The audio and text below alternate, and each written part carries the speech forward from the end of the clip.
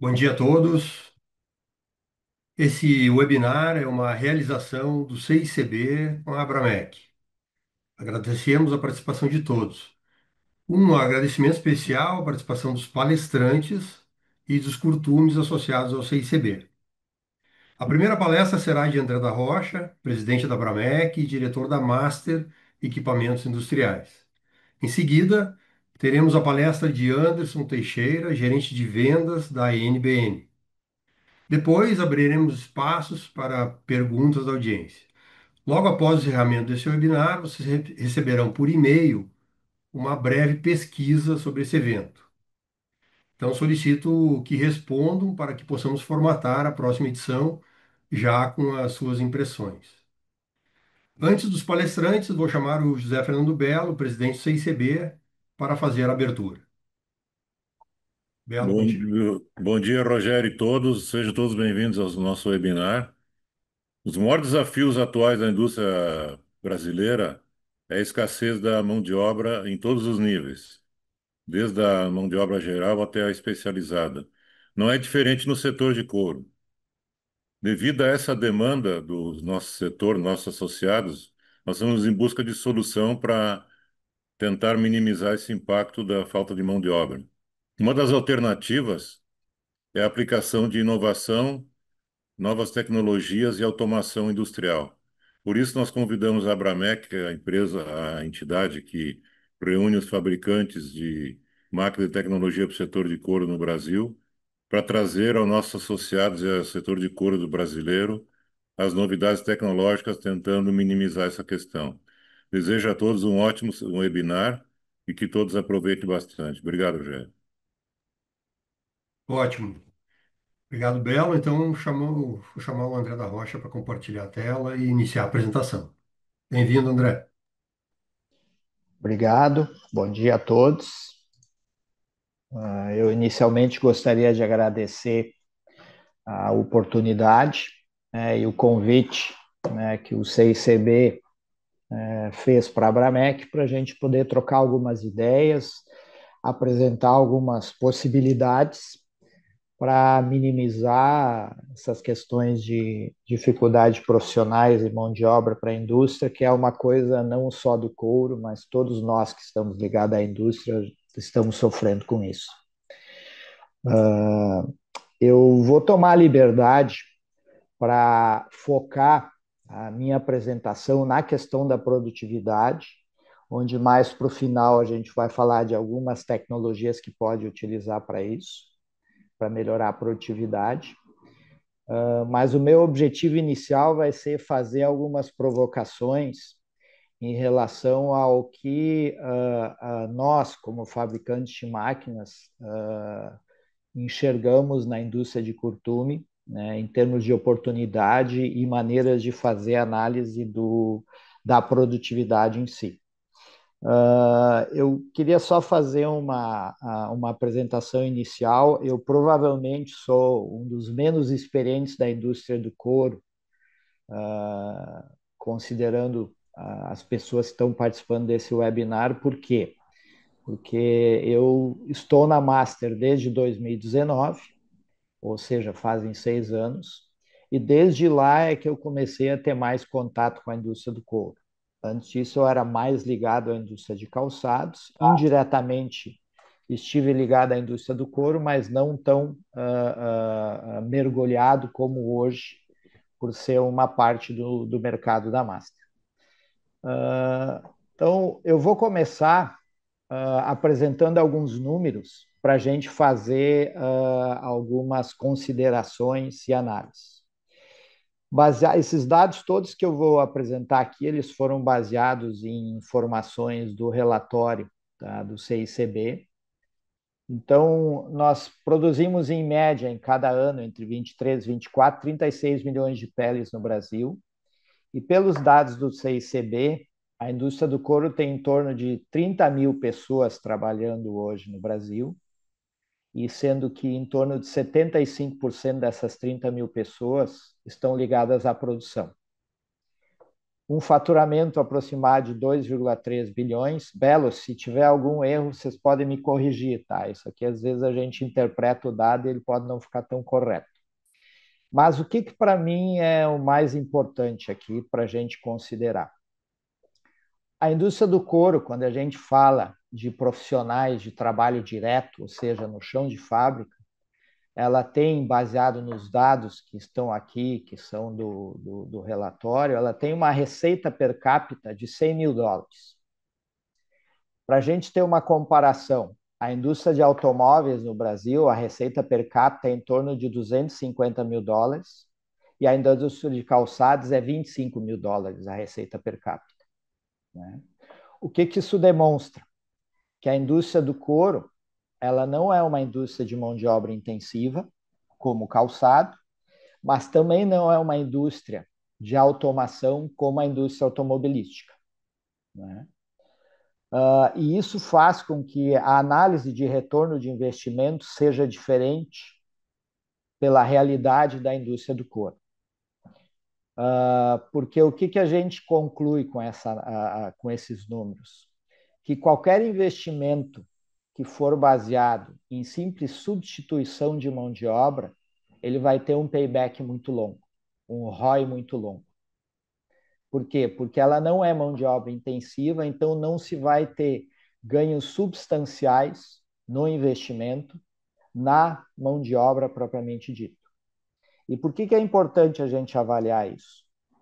Porque quando a gente vai fazer um investimento, um desenvolvimento para aumento de produtividade, se a gente focar só na questão do ganho da eficiência das pessoas, financeiramente vai ser difícil fazer tomar a decisão desse investimento. Por outro lado, o que a gente vê dentro dos curtumes? Né? As pessoas, de uma maneira geral, elas têm duas funções: carregar e descarregar máquinas e movimentação e transporte. Então, de uma maneira geral, os processos dentro da indústria de curtumes, eles são feitos por equipamentos. É o caso do descarne, é o caso do próprio fulão, que faz todo o tratamento do couro, é o caso da pintura do couro, na hora da secagem. Né? E o que as pessoas fazem? Elas levam o couro até o equipamento, colocam o couro no equipamento e retiram o couro do equipamento. Esse, em princípio, é o principal trabalho das pessoas dentro do curtume. Por isso que também ele é uma indústria que a gente chama que é uma indústria química de processos, porque os processos normalmente as pessoas não estão envolvidas, elas simplesmente fazem o início e o final, mas não o processo no meio do caminho. Considerando essa realidade de que a gente usa as pessoas na indústria do couro para carga e descarga e para movimentação e transporte, as oportunidades de ganho de produtividade com as pessoas para que a gente diminua a questão de falta de mão de obra, precisa necessariamente estar focado nesses dois principais processos. Dessa maneira, o que a gente tem visto hoje, né, quando se fala em carga e descarga? Essa foto, essas duas fotos que estão na esquerda. André, nós não estamos vendo tua apresentação. Sério? Vamos voltar. Ainda não? Não, não está compartilhando a tela.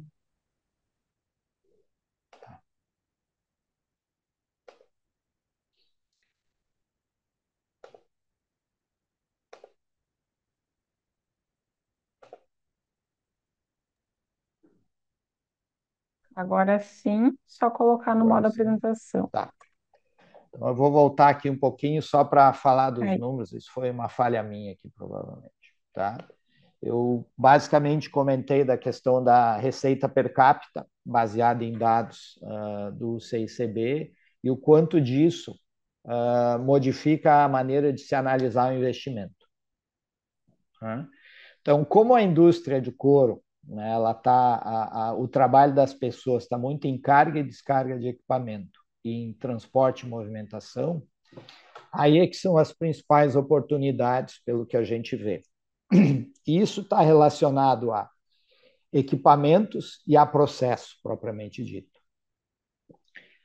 Essas duas fotos que vocês podem ver na tela agora são de um robô, num cliente que nós temos, que está retirando o couro de uma linha de pintura e colocando o couro num transportador aéreo, porque nesse curtume, nesse cliente, eles, depois da pintura, eles colocam o couro no transportador para levar para um outro processo, para fazer cura, ou, né, seja o que eles, dependendo do artigo. Né? O que isso aqui nos traz? Né? Primeiro, para se fazer essa automação, foi necessário um espaço maior na saída desse equipamento, devido à maneira com que o robô foi construído para fazer esse processo. Né? E aí nós entramos numa questão que a gente tem conversado com os nossos clientes e com os curtumes, que está relacionado ao problema de espaço dentro dos curtumes, que muitas vezes não se consegue colocar, por exemplo, um empilhador de couro ou um outro sistema porque não existe espaço no curtume. E aí eu vou entrar por um caminho que a gente viu nesse curtume especificamente, que o estoque de processo deles entre os processos é muito menor do que a gente normalmente vê nos curtumes aqui do Brasil. Então, a pergunta uma das provocações que eu faço é: a gente precisa resolver algumas soluções para diminuir a necessidade de mão de obra, né? Com máquinas. Essas máquinas elas vão precisar de algum espaço para as soluções que existem hoje, e nós não temos esse espaço. A questão que a gente tem que se perguntar é de onde a gente vai tirar esse espaço. Talvez o estoque de processo que a gente tem hoje seja uma das maneiras de rever, de viabilizar alguns tipos de equipamentos. E eu insisto nisso, gente, porque aí eu acho que existe uma necessidade de algumas quebras de paradigma de processo, né? Porque o que a gente vê muitas vezes, eu vou fazer uma comparação, por exemplo, com a indústria de calçados, né? A indústria de calçados no Brasil hoje, entre começar a cortar um couro para fazer um sapato e botar o sapato na caixa, ela leva em média 7 dias.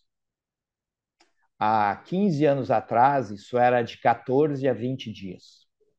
A New Balance nos Estados Unidos, que é a empresa mais produtiva que eu conheço, entre começar a cortar o sapato e botar na caixinha, eles levam 3 horas. Isso faz com que o estoque intermediário deles e os espaços necessários para isso sejam muito menores. Sem contar toda a questão de correção de processo e tudo mais. Eu sei que são produtos diferentes, a gente entende que o couro tem alguns artigos que precisa de seu tempo, né? Mas a gente também sabe que alguns desses tempos que a gente acha que ele precisa, às vezes são paradigmas criados. Mas o que eu quero colocar para vocês é que, dentro da maneira que a Master entende a necessidade de automação de processo do curtume para aumento de produtividade, isso não vai se resolver mantendo os processos e os estoques como eles são hoje. Nós vamos ter que pensar em mudar processos também e também mudar a questão dos estoques intermediários, estoques em processos, o WIP, que alguns chamam. Eu vou também trazer um exemplo da indústria de calçados, na questão de produtividade, que foi uma indústria que teve que aumentar muito a produtividade nos últimos 20 anos. E ela teve 3 momentos de grande mudança que aceleraram o processo de aumento de produtividade. O primeiro dele foi no final dos anos 60, início dos anos 70 do século passado, quando começou a se fazer calçados com solo injetado, porque os jovens há mais tempo, como eu, vão lembrar que os calçados eram com sola de borracha vulcanizada, de couro ou de madeira, que eram as principais solas. Quando entrou o solado injetado, isso acelerou a produtividade. Por quê? Porque todo aquele trabalho manual que era feito, todas as atividades para se fazer uma sola de borracha, para se fazer uma sola de couro, uma sola de madeira, ele foi substituído pelo engessado. Isso acabou com as solas de couro e de borracha? Não. Mas muito do crescimento do calçado foi para o injetado. O segundo momento foi quando, e aí isso afetou diretamente nós da indústria do couro, quando os materiais sintéticos começaram a entrar com mais velocidade no calçado. Então, hoje, quando uma indústria de calçados decide usar um sintético em vez do couro, a gente sabe que muitas vezes não está necessariamente só no preço, até porque o preço do couro caiu, mas está muito associado à produtividade interna do processo.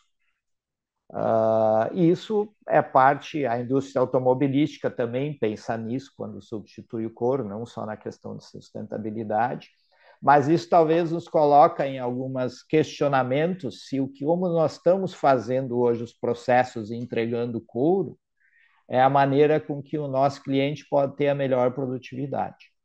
Então, esse seria um dos pontos que eu gostaria de colocar aqui, que na automação ela vai necessariamente passar por algumas mudanças maiores, não só da implementação do equipamento. Na questão de movimentação e transportes, nós já tivemos visitando curtumes que estão usando um AMR, que é esse robozinho autônomo, para carregar os químicos dentro do curtume, onde ele sai lá da área que fornece o químico e sai carregando isso até o local que ele está programado para fazer. Né? Isso hoje, na maioria dos curtumes no Brasil, é feito com pessoas, né? Que é a questão da movimentação e transporte. O futuro, a gente tem visto isso em algumas outras indústrias, isso já está sendo usado com um pouco mais de escala, né? Mas é muito provável que essa movimentação interna no curtume ela comece a ir por esse caminho aqui também. Com todas as questões que são necessárias de organização interna, de estoque no lugar correto, porque esse robô, quando a gente vê ele andando dentro do curtume, o que ele faz? Ele está toda hora pedindo licença e pedindo desculpa, né? E aí, se tiver um obstáculo, ele vai parar, aí ele desvia, pede licença e pede desculpa. Ele vai falando e avisando, né? Mas para isso funcionar bem, precisa-se ter um layout e corredores de maneira que ele possa fluir e pare o mínimo possível, né? Porque ele não vai ter a mesma capacidade que a pessoa de desviar dos obstáculos, né?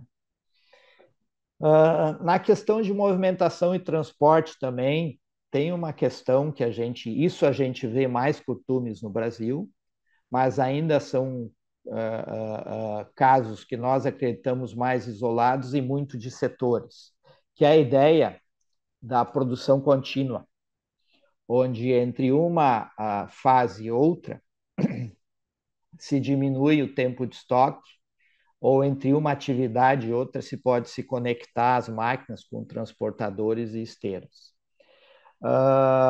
O que a gente vê aqui que é um paradigma que existe na indústria de curtume, que é algo para a gente se perguntar, e é uma outra provocação que eu faço. De uma maneira geral, nos curtumes, o que se procura ainda é a eficiência máxima de uma atividade única. O grande problema é que isso limita a ideia do foco no processo contínuo. Por quê? Porque quando eu quero otimizar uma atividade, é muito provável que, se ela é mais rápida que a atividade anterior e mais rápida que a posterior, eu vou precisar de estoque antes, porque senão vai parar o equipamento, e vou precisar de estoque depois, porque a atividade que vem depois, ela também não tem o mesmo ritmo de que essa atividade. E isso é uma coisa que, para se pensar em diminuição de profissionais de mão de obra, pode ser uma solução muito interessante. Por quê? Porque no final o que nós queremos é o processo todo, do início ao fim, né? Vamos dizer assim, de um descarne, depois de uma estira e de uma divisora. Mesmo que a divisora produza um pouco menos que a estira, a pergunta que nós temos que fazer é: vale a pena eu ter o estoque intermediário e movimentar isso e carregar de novo na máquina, ou valeria a pena eu fazer um processo mais contínuo, né? Mas essa é uma quebra de paradigma que eu posso dizer para vocês que merece um estudo mais aprofundado, e isso não vai ser feito por ninguém a não ser nós que estamos dentro do Curtume. Essa solução ela vai ter que ser pensada junto no mercado, porque ela não existe pronta, né? E como todos os equipamentos até hoje foram muito pensados em eficiência daquele processo individual, a gente sabe que existe um desbalanceamento e de alguma maneira vai ter que trabalhar com isso, né?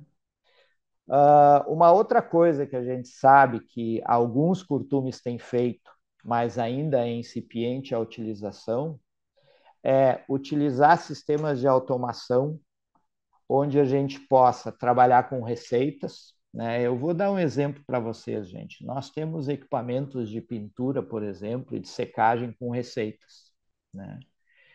E a gente vê, de uma maneira geral, duas dificuldades para os curtumes usarem isso.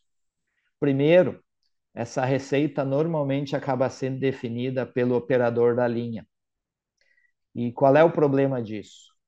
O ideal da receita é que ele faça parte de uma ficha técnica de produto para a gente ter controle de processo, né?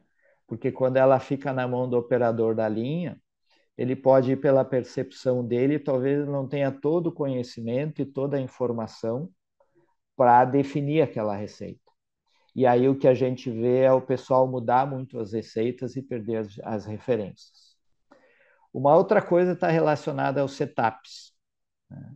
A gente vê alguns curtumes já mudando isso, mas, de novo, falando de linha de pintura. Nós conhecemos curtumes no mundo em que, por exemplo, eles têm 4 linhas de pintura.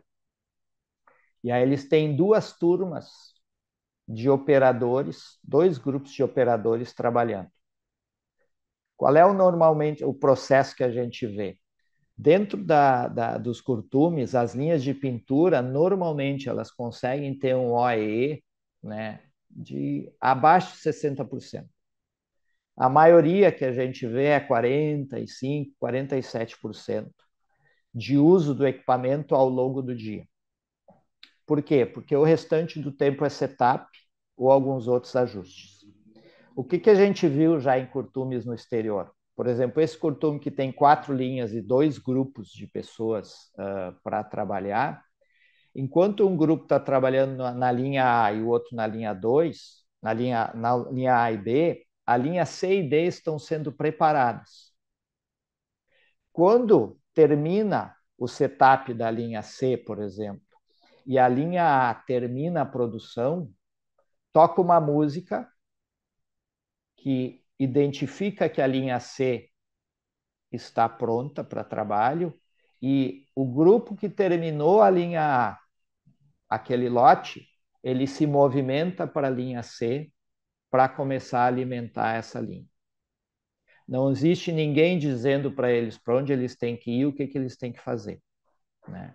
Por outro lado, o que a gente vê em vários curtumes no Brasil? Cada linha tem o seu grupo de pessoas, e enquanto aquela linha está parada para setup, aquele grupo de pessoas muitas vezes está parado esperando também, né? E isso, como eficiência do todo, né, isso acaba baixando, né, a eficiência da mão de obra como um todo. O outro ponto é a digitalização das informações, onde a gente vê isso em algumas áreas, mas a gente não vê uma integração para poder usar essas informações de um processo para o outro, para que os processos se comuniquem, né, entre si. Por exemplo, a gente ainda vê em vários curtumes o processo onde tu mede o couro, gera um romaneio, E aí aquele romaneio impresso vai para a pessoa que vai tirar a nota fiscal e ela copia o romaneio manualmente para fazer a nota fiscal. Vários já estão com isso conectado no RP e o romaneio simplesmente é importado para essa nota fiscal na hora de tirar a nota do lote. Mas ainda muita gente faz isso de maneira manual, né? E é um processo relativamente simples de se fazer, mas a gente não gasta energia para implementar. Quando a gente fala de receitas, aqui tem um exemplo, né, de uma tela com receitas, tá? O que a gente vê justamente é que, por exemplo, a velocidade de uma esteira numa pintura, ela acaba mudando de acordo com a necessidade da produção e não de acordo com a receita do produto.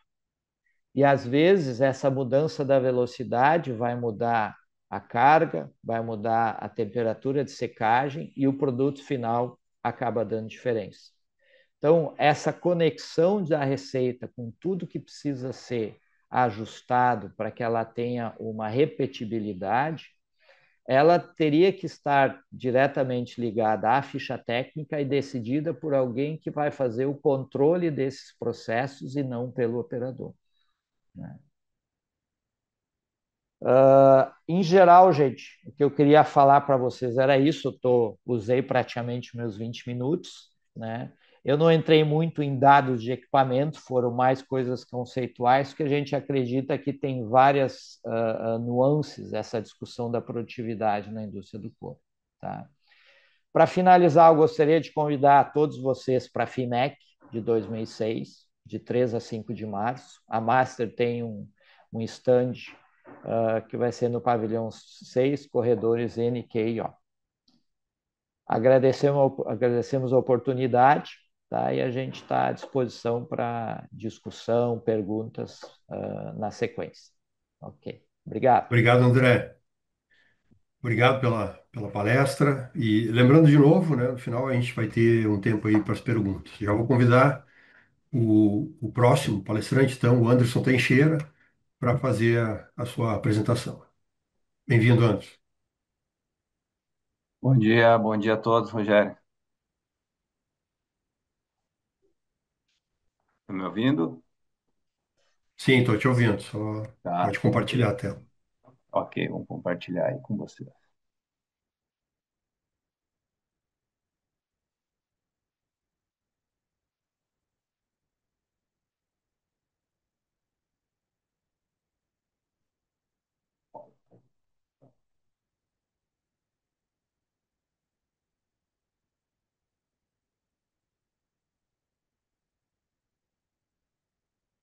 Aparecendo para todos aí? Só não está no Sim, modo Anderson. apresentação. Isso. Então, tá, vamos ver.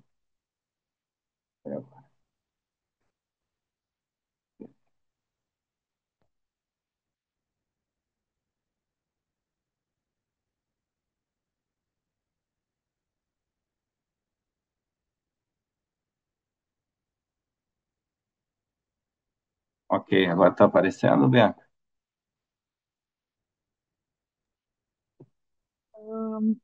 Ainda não. Ué, Tá no, como se fosse a tela de apresentação para ti. ué. Vamos mostrar onde está. Para mim ele está certinho.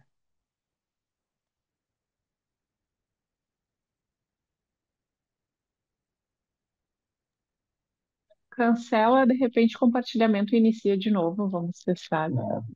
Tentar ver agora. Assim, tudo certo. Agora foi?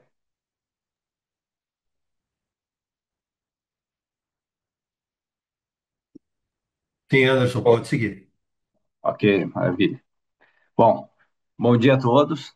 É, primeiramente, vou só dar uma satisfação aí a vocês, que quem deveria estar participando desse webinar era o André Nodari, mas ele teve uma questão particular inadiável e acabei entrando aí como substituto para falar um pouquinho com vocês sobre a parte de dosadores né, automáticos para a indústria, para atender especificamente a indústria do couro. Então, iniciando aí a nossa apresentação, queria também agradecer ao CICB pela oportunidade, né, de liberar esse espaço para que os fabricantes possam demonstrar e falar um pouquinho sobre as utilidades das ferramentas que existem disponíveis no mercado para auxiliar o processo da indústria do curtimento, né? Ah, bom, o objetivo aqui é falar sobre os dosadores automáticos especializados para a indústria do curtume, com o objetivo de melhorar a eficiência dos processos, né? E com o foco principal que é entender aonde a gente pode reduzir a necessidade de mão de obra no processo de curtimento, aplicando os dosadores nessa indústria tão importante aí para a nossa economia, né? E a gente sabe que o processo de curtimento em si é uma arte, né? Tem uma frase que se usa muito que curtir o couro é pura química, porque para tu fazer esse processo tão especial, tem que ter uma habilidade, né? E os equipamentos que hoje estão disponíveis aí na indústria, como os dosadores, principalmente, vêm agregar a, a eficiência nesse processo e a busca de atingir os objetivos, né? A gente sabe que uma matéria-prima orgânica como essa, que tem muitas variáveis, o processo do curtimento é bem específico, né? Então, falando um pouquinho introduzindo um pouco a questão da automação no processo, junto com os dosadores, né?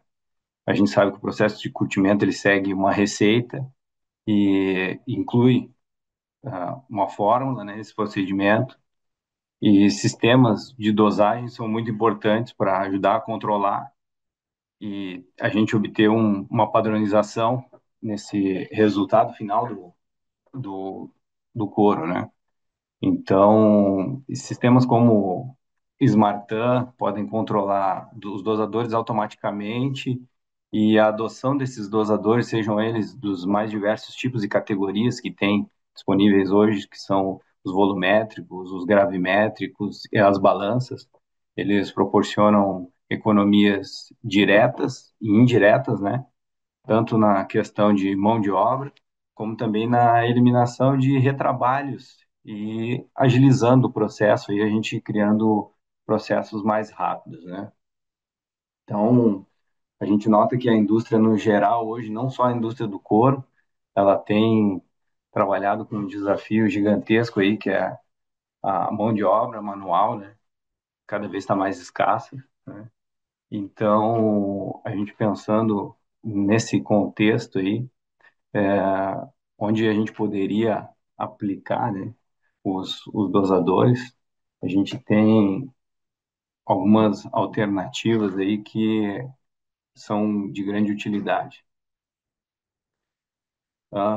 Entrando bem na questão agora dos dosadores, existem diversos tipos específicos para diferentes necessidades, né? Como a dosagem de água inicialmente, que é o principal insumo desse processo, né? Depois da matéria-prima, que é o couro, que se utiliza com grande quantidade e tem total impacto aí no resultado final do produto, né? Do artigo que vai ser confeccionado, fabricado. Então, a parte de dosadores volumétricos com mistura, controle de temperatura e volume, a gente acredita que seria o ponto inicial para qualquer tipo de processo da indústria do couro que venha a fazer o processo de curtimento, né? Porque hoje tu utiliza a água em grande volume e a variabilidade que ela proporciona no processo, se ela não for dosada no volume, nas temperaturas corretas, acabam trazendo uma grande importância para a execução, né, da indústria do couro. Então, olhando bem para um panorama geral, assim, a gente sabe que hoje muitas indústrias já isso é base, né? É base de utilização, tem que pelo menos controlar e dosar a água. Mas nessa mesma linha de segmento, né? A gente considera que os dosadores volumétricos servem também para outros produtos. E sabendo que o processo, hoje em dia, até dependendo do processo, se utiliza muito produto em pó, né? Não se utiliza mais tanto produto em líquido. Isso é um dos fatores que a gente enxerga como ah, um agregador de mão de obra, vamos dizer assim, né? Que a mão de obra hoje, no manuseio, no transporte e na inclusão dos produtos dentro do processo, eles são os fatores que acabam por, vamos dizer, concentrar o maior volume de mão de obra ali nessa questão. Então, resumindo, sistemas automáticos de execução de processo, eles acabam por eliminar a necessidade de mão de obra e, no caso, também otimizar aí o resultado final dos processos, né? E aí, quando a gente fala em processo automático, ah, a gente às vezes vem na mente uma fábrica robotizada e totalmente automatizada, né? Mas a gente sabe que o curtume tem suas peculiaridades nessa execução do processo, por ser uma indústria quase que tem uma matéria-prima artesanal, né? E o fato de a gente focar em ter operadores que possam utilizar as ferramentas a seu favor e a favor da indústria para ter uma redução de exposição ou uma redução de aplicação da sua mão de obra bruta no processo, já é um grande agregador. Então, às vezes, a gente não tem um processo totalmente automático, mas um processo semi-automático, onde o operador é, ganhe tempo somente acionando as ferramentas, como os dosadores, para poder ter uma velocidade maior no seu processo, um grande ganho, né?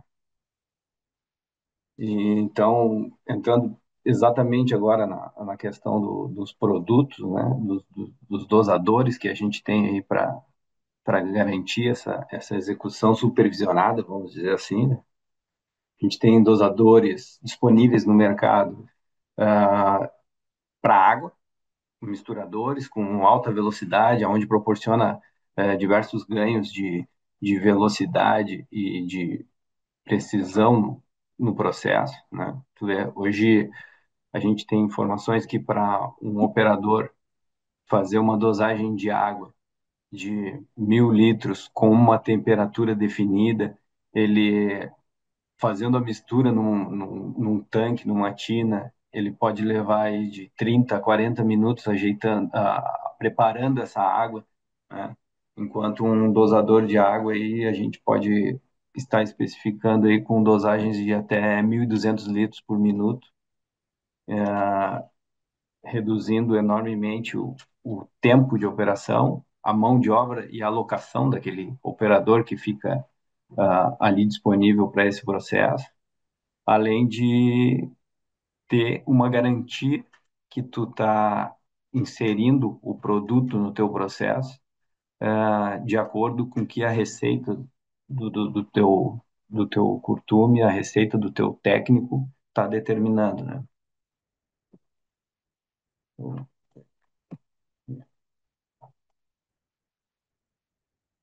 E seguindo a linha dos dosadores, a gente tem dosadores dos mais diversos tipos, né?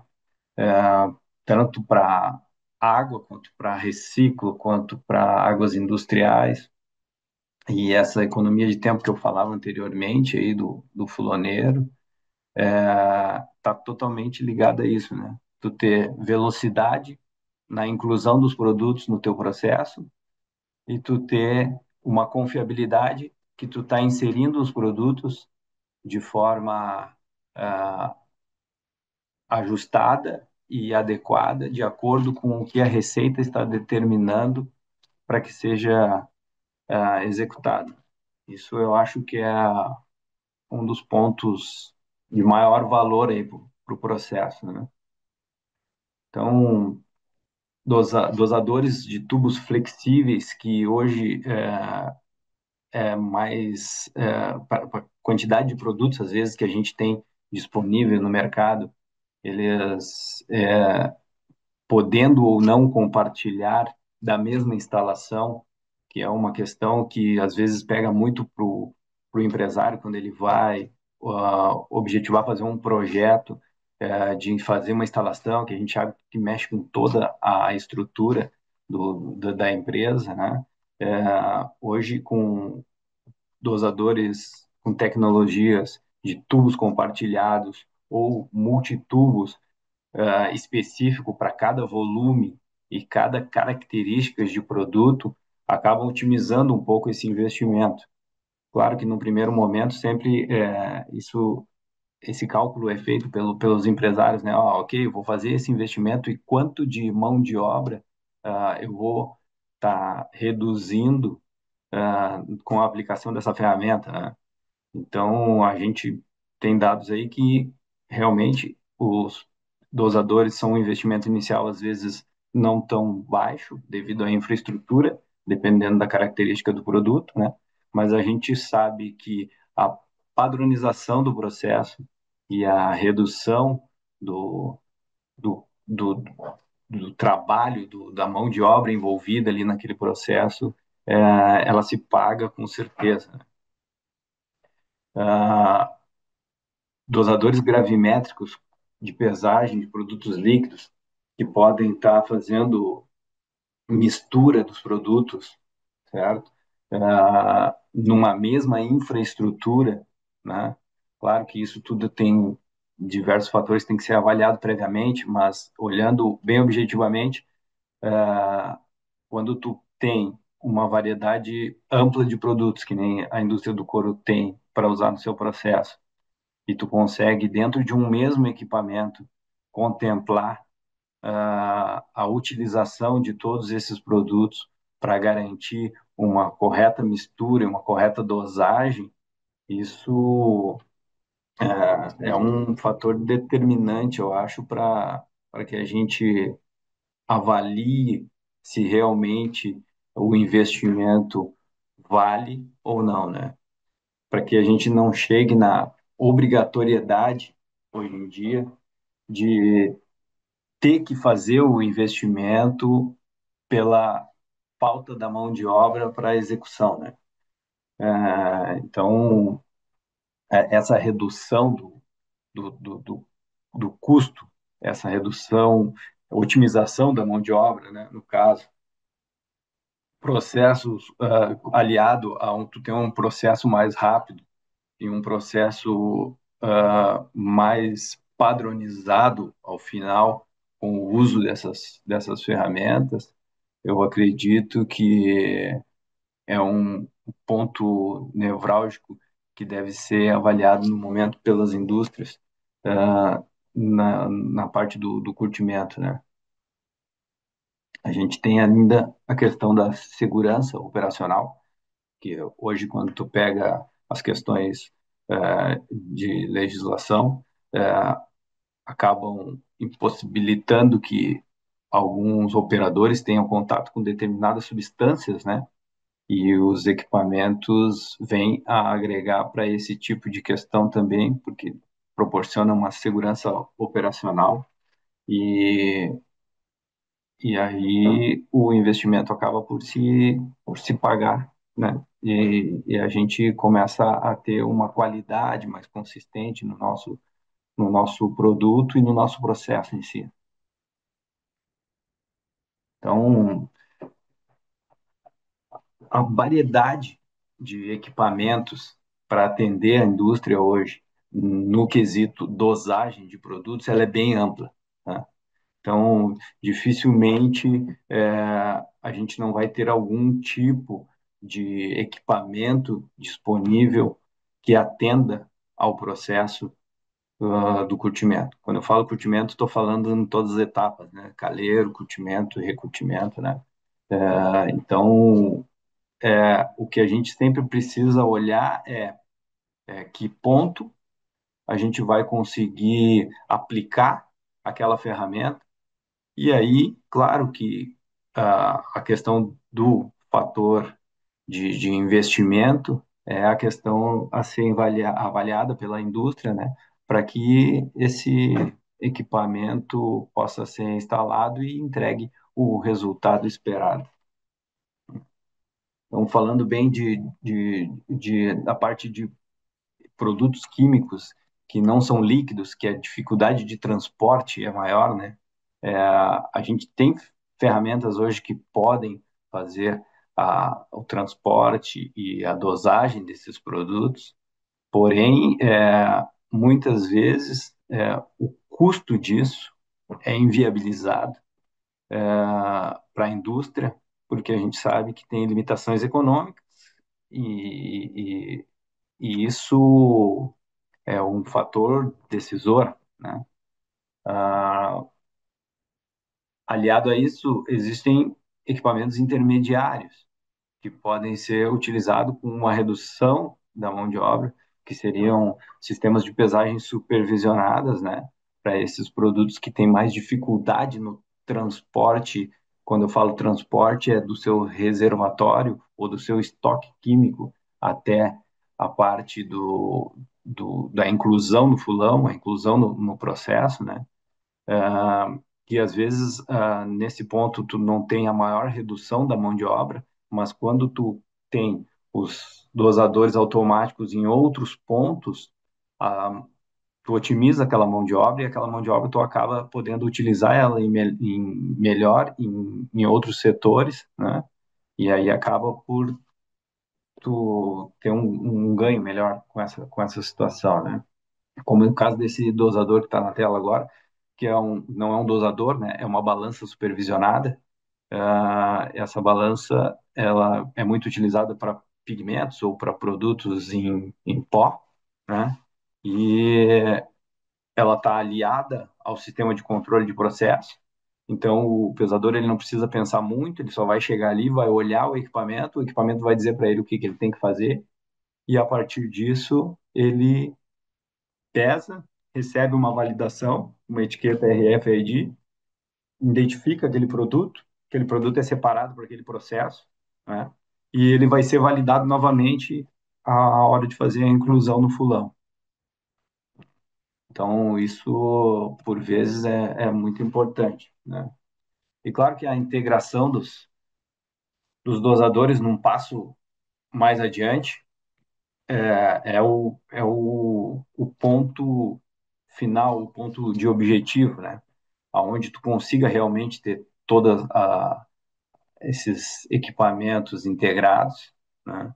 E que eles sejam comandados por uma receita e que a execução desse processo seja feita de acordo com essa receita e ao final dele tu consiga ter a parte de é, relatório de execução, relatório de consumo, né?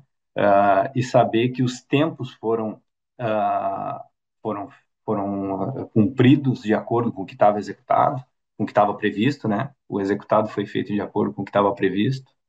E esses dados todos é o que vem a proporcionar que os decisores depois vejam que o seu investimento realmente está tendo retorno, né? E tu está tendo uma execução do teu processo de uma forma coerente e vantajosa tanto na parte operacional quanto na parte econômica. Daí é a questão das economias, né, que a gente vinha falando, né? Então, com os dosadores, tu acaba tendo uma redução de mão de obra, porque tu aloca melhor as mãos de obras que existem, tem menos desperdício, né?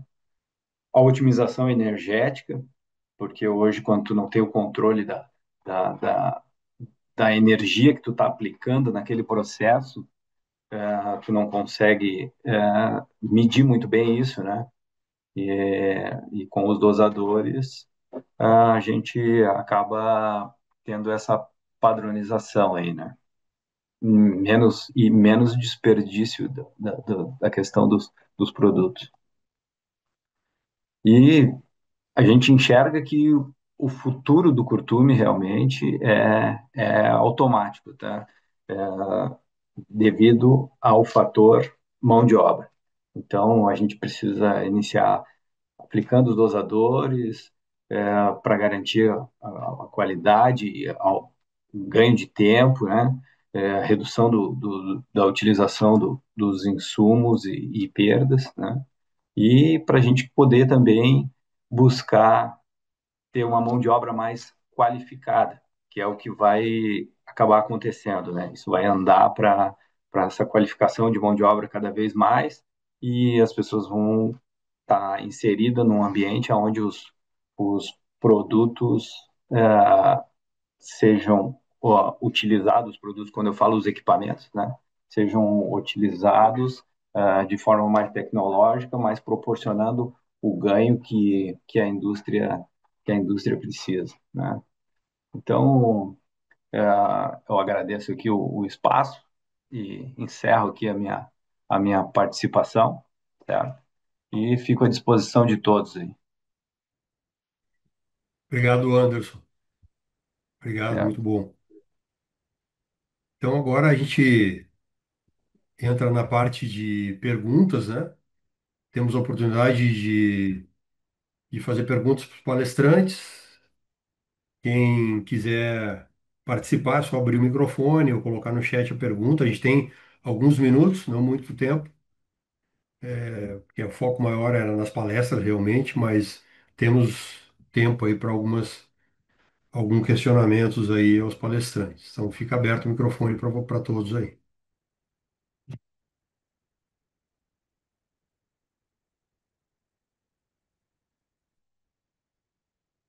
Eu vou, enquanto o pessoal pensa nesses minutos que nos restam, eu vou aproveitar então fazer uma pergunta para os nossos dois participantes.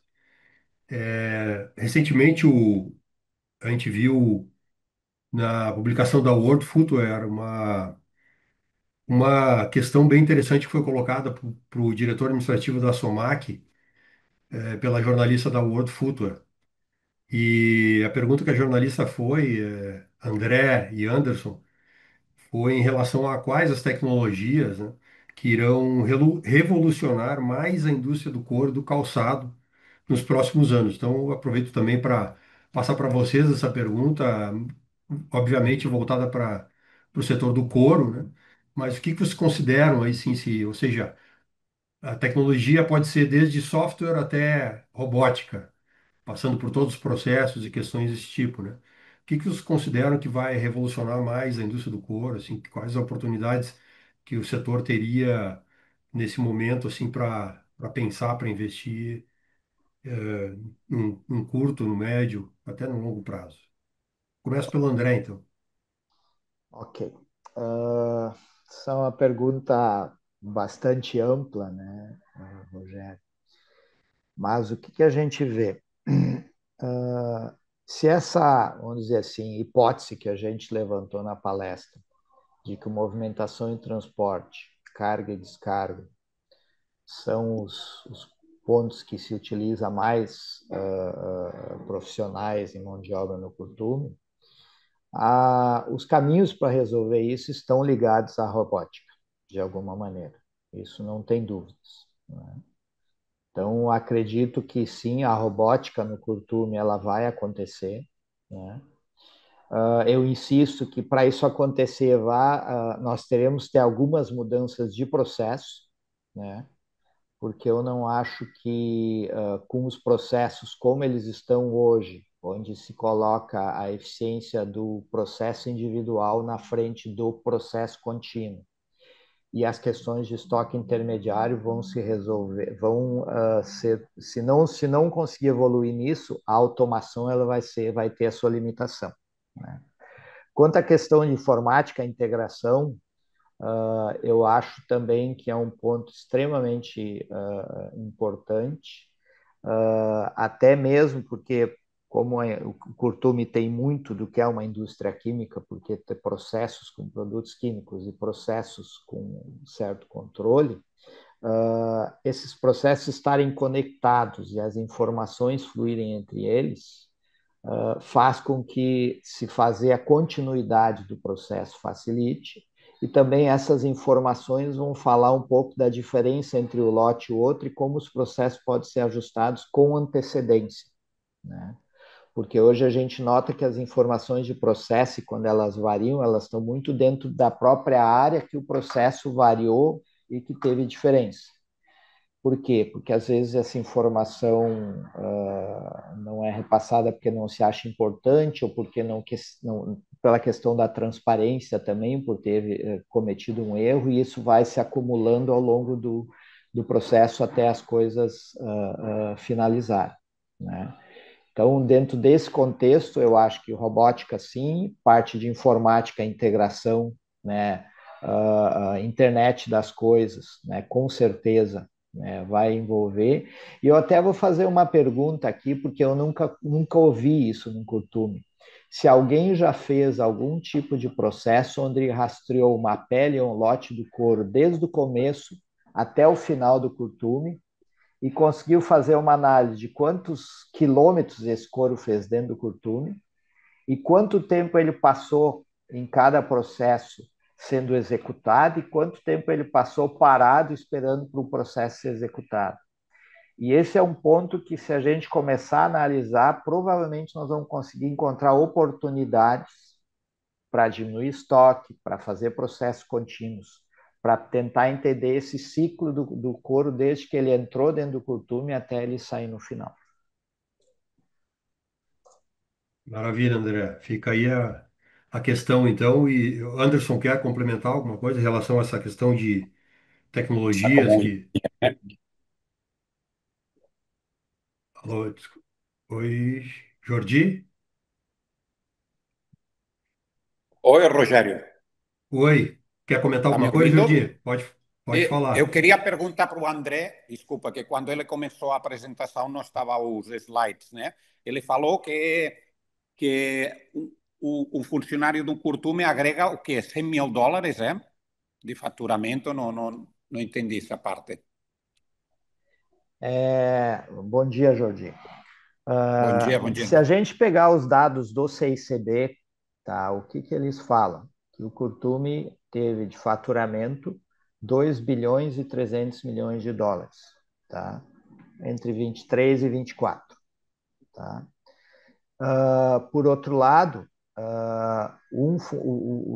tem 30 mil pessoas trabalhando no Curtume, né?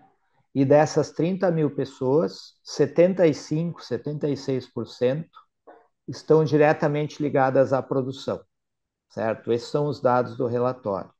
Se nós pegarmos os 2 bilhões e 300 milhões de dólares e dividir por 23 mil pessoas, são 100 mil dólares por ano. Não sei se o senhor entendeu o Perfeito, raciocínio. perfeito, Tá? perfeito. Esse foi o número. É Né? mais ou menos o que eu tinha entendido, mas só queria reconfirmar, Tá. reconfirmar. Então, seria a Claro que parte aí, dos que trabalham diretamente na produção, é? Mais ou menos. exatamente. É? Eu usei os dados do CICB, que estão no relatório, para fazer essa análise, né, e poder comparar isso com outras indústrias, né, porque, Já, de acordo já com vou esse conferir número. aqui em casa se estou dentro desse ratio, já vou conferir. Ah, bom, ok. Perfeito, É que esse é um obrigado. dado de eficiência importante para a gente comparar, até porque ele provavelmente nos coloca numa comparação com o mundo, né, também. Claro, claro, muito interessante, nunca tinha visto por esse ângulo. Ok. Ótimo, então, Anderson, quer complementar alguma coisa em relação à tecnologias aí no Sim, setor? sim, Rogério. Bom, tudo que o André da Rocha falou é coerente e é fato, né? Isso vem a acontecer.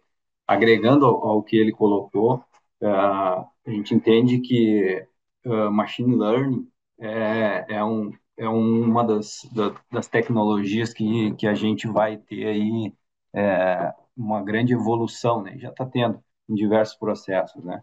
Que é o subconjunto da inteligência artificial aí, que permite que sistemas que eles aprendam com os dados gerados pelos equipamentos, né?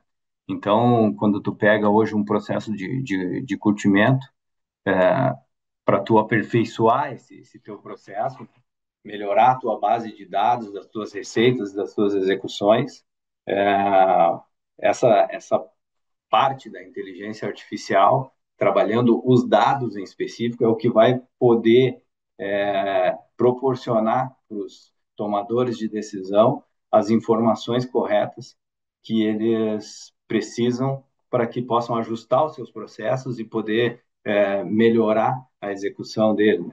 Então, a gente olha muito para essa questão do machine learning com IA e dados, né? Big Data. Isso, o processo hoje ele já proporciona esses dados. A questão é como esses dados estão sendo tratados dentro da indústria. E eu acho que isso é um dos pilares fundamentais aí para poder ter um bom resultado industrial, né? Então, machine learning é uma coisa bem importante aí, é uma questão importante da tecnologia que vai auxiliar bastante aí as indústrias de hoje em diante. Muito bem, ótimo. Obrigado pelas considerações de vocês. Temos mais alguns minutos. Alguém mais quer se manifestar, colocar alguma questão? Rogério Belo, Olá, Belo. eu queria perguntar para André e o Anderson, para os curtumes investirem nessas inovações, tá? Os pequenas e médias empresas, principalmente, muitas vezes precisam de financiamento, prazo de pagamento. Existe essa estrutura da Abramec para apoiar os curtumes a obter financiamento para essa implementação dessas modernizações? Bom dia, Belo. Nós temos bastante informação sobre isso, tá? Nos associados da Abramec e na própria Abramec, né? O que nós acreditamos é assim, que hoje, tá, a melhor opção para esse tipo de investimento hoje está nos projetos do FINEP, né? A questão é que os projetos do FINEP, eles exigem um acompanhamento e exigem também alguma questão burocrática, mas eles são perfeitamente viáveis de fazer, inclusive para empresas menores, né? E hoje a Abramec tem pessoas, né, entre seus associados e também dentro da própria Abramec, que pode começar um processo de informação em relação a isso para os costumes entenderem.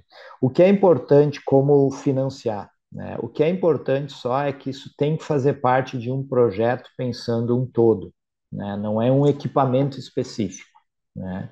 E por que eu insisto nisso? Tá? Porque se a gente imaginar que nós vamos ter o ganho no curtume, pensando um processo específico ou uma atividade específica e não tentar analisar um contexto, tá? Nós vamos ter uma limitação de ganho e o projeto FINEP dificilmente vai ser aprovado, né? Mas a gente vê duas grandes oportunidades de FINEP para o curtume.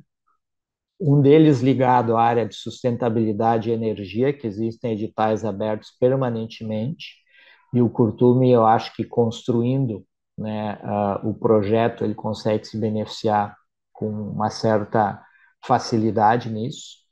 E a outra parte são editais abertos à parte, né, de indústria, transformação digital, tá? E também a questão da inteligência artificial. Em relação à inteligência artificial, eu posso dizer assim, ó, eu vi uma pesquisa há uns 6 meses, eu tenho que ver se eu acho isso ainda, que fazia ranking de indústrias, né, em termos de utilização de inteligência artificial.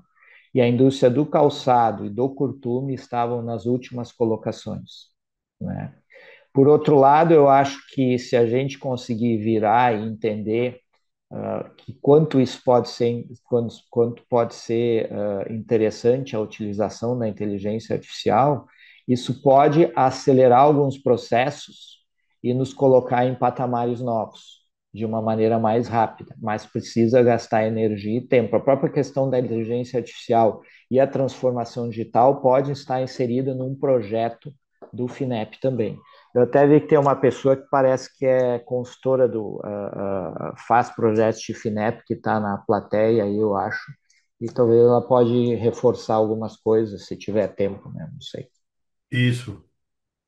A Débora Albuquerque se manifestou já, colocou o e-mail dela aqui no chat. Débora, quer complementar com alguma informação? Vocês estão me ouvindo? Bom dia. Sim, por favor.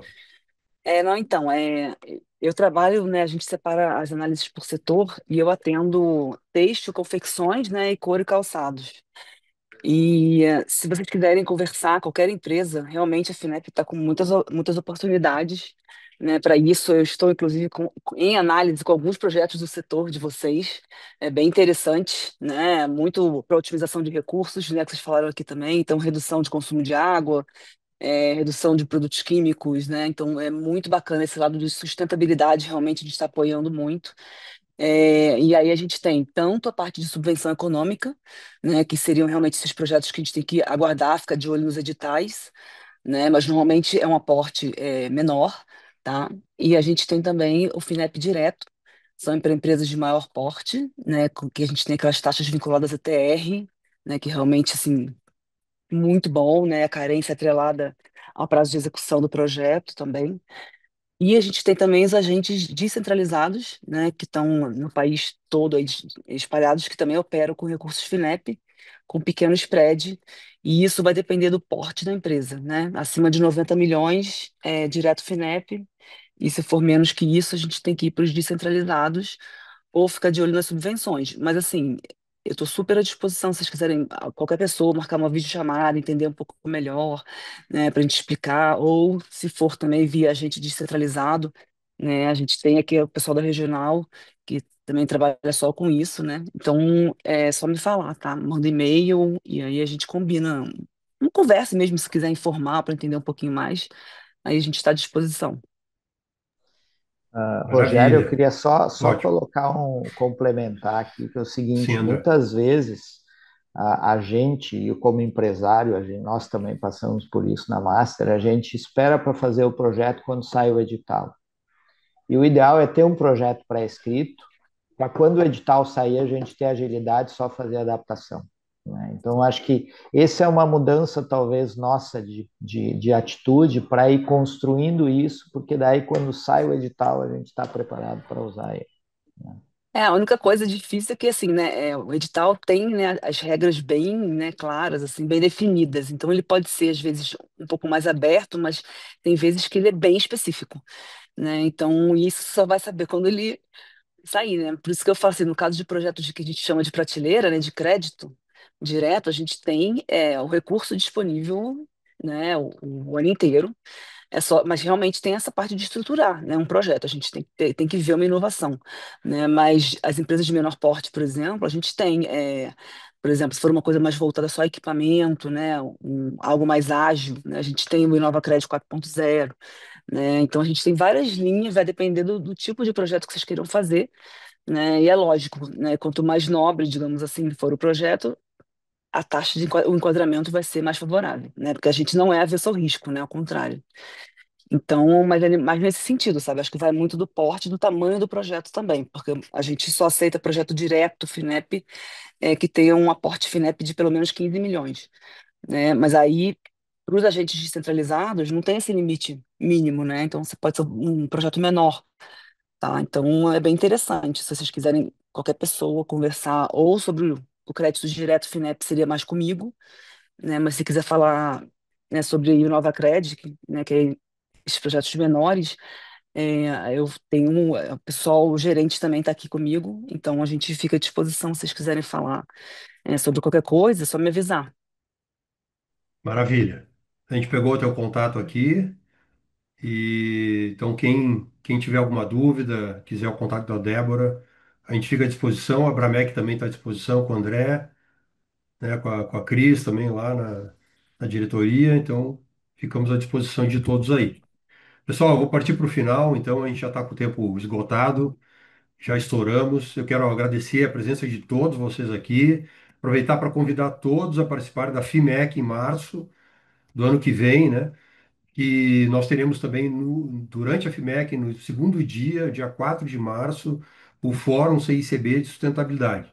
Vamos falar de inteligência artificial. Vai ser um grande evento.